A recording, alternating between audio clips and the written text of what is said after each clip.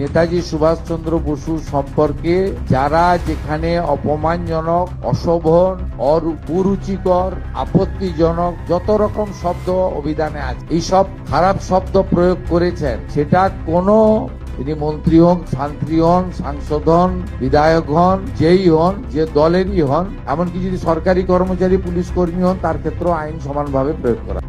ধন্যবাদ জানালাম কামতাপুর রাইজক যে কিছুদিন ধরে যে নেতাজিক নিয়ে যে বিতর্ক চলি আছে, এই বিতর্কর মাজত পশ্চিমবঙ্গের মাননীয় মুখ্যমন্ত্রী শুভেন্দু অধিকারী মহাশয় যে কালি এক নিউজের মাধ্যমে জানাইছে যে নেতাজিক নিয়ে যেগুলা মানুষে খুব মন্তব্য করেছে ওভাগ নাকি আইনের ব্যবস্থা নেওয়া হবে।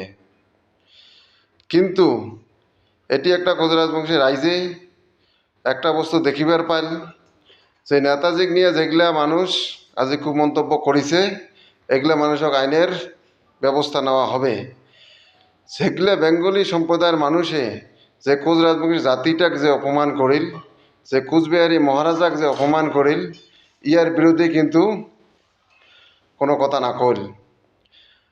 মুই এক্সকেল ইউনিট ফোরামের তরফ থাকিয়া মাননীয় পশ্চিমবঙ্গের মুখ্যমন্ত্রী শুভেন্দু অধিকারীক জানাং যেগুলা বেঙ্গলি সম্প্রদায়ের মানুষ আজি আমার কোচ রাজবংশী জাতিটিক নিয়ে যে অপমান করেছে আর আমার কুচবিহারী মহারাজাক যে অপমান করেছে, ইমারও আইনি ব্যবস্থা হওয়া দরকার।